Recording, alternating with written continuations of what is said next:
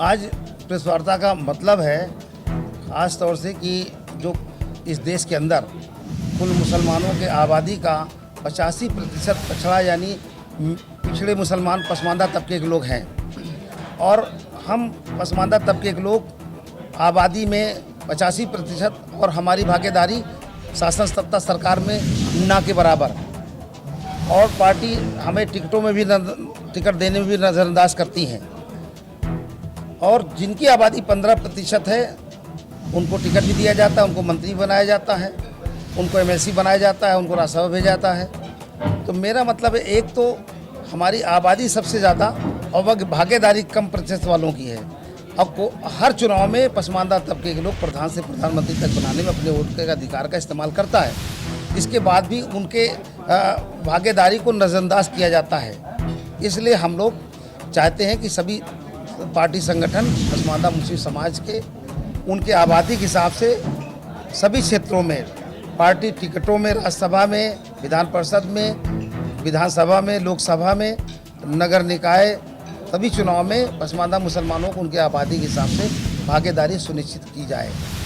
उसके अलावा हमारी मांग ये है कि जैसे पीडीए की बात है, पीडीए में अल्पसंख्यक की बात हो रही है तो सभी राजनीतिक मतलब माननीय अखिलेश यादव जी पीडीए के नाम पर अल्पसंख्यक में से अपर कास्ट मुसलमानों को भेज देते हैं, लेकिन पसमानदा मुसलमानों का भी अधिकार है, आप उनको भेजिए और हमारे आबादी के हिसाब से हमारे पसमानदा मुसलमानों को भी सम्मान मिलना चाहिए। कोई बात नहीं, हमारे राष्ट्रीय अध्यक्ष जी हैं, आगे भी हम उनके साथ लगे हैं, उनका हमेशा समर्थन करेंगे और 2024 में समाजवादी पार्टी इंडिया गठबंधन को भरपूर तरीके से पसमानदा मुस्लिम समाज तन मन धन से लग करके उन हर प्रत्याशी जिताने का काम करेगा और माननीय अखिलेश यादव जी से अपने हक अधिकार की लड़ाई पसमानदा हमेशा लड़ता रहेगा।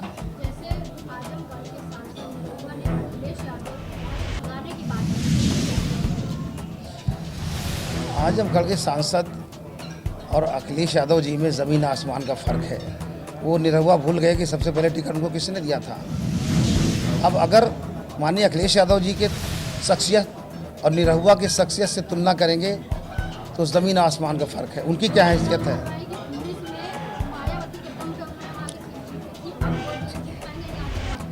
माननीय अखिलेश यादव जी उस चुनाव में बाई इलेक्शन में वो जा नहीं पाए प्रचार में। अगर वो एक राउंड लगाते तो 1.5 लाख से निरहुआ हारते और माननीय अखिलेश यादव जी वो शख्सियत है जिस जगह पहुंच जाते हैं वहाँ के आबो हवा और माहौल बदल जाता है। ये तो इसलिए जिले के अखिलेश यादव जी वहाँ पर चुनाव में जा नहीं पाए। इस वजह से बहुत मामूली अंतर से 8,000 से धर्मेंद्र यादव जी हार गए। अखिलेश यादव जी की लड़ाई नहीं थी। अखिलेश यादव जी के सामने तो हिम्मत नहीं थी किसी की टिक पाते। वो तो लाखों लाख वोट से जीते हैं वो।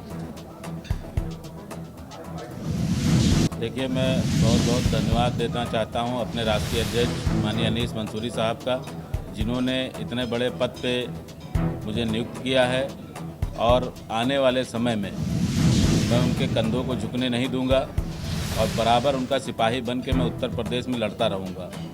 और रही बात आने वाले आगामी चुनाव की, 2024 के लोकसभा चुनावों की, तो हमारे माननीय राष्ट्रीय अध्यक्ष अनीस मंसूरी साहब अखिलेश यादव जी का समर्थन करते हैं, समाजवादी पार्टी का समर्थन करते हैं। तो इसलिए हम लोग समाजवादी पार्टी को पूरी तरीके से जिताने का काम करेंगे और पसमानदा मुस्लिम समाज को एक नए दौर, एक नई राजनीति और एक नई शिक्षा नीति के तहत हम लोग आगे बढ़ाने का काम करेंगे पूरे प्रदेश में।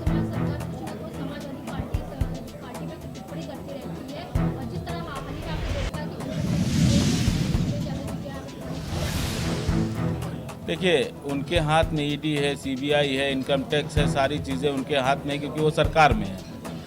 तो सरकार में जो रहता है वो अपना उपयोग करता है और ये जो सरकार है ये सामंतवादियों की सरकार है, इसलिए उस पर टिप्पणी करना बेकार है। सब जनता जानती है पूरी तरीके से, पूरे भारत की जनता जानती है उन्होंने किस तरीके से इन सरकारी तंत्रों का उपयोग किया है।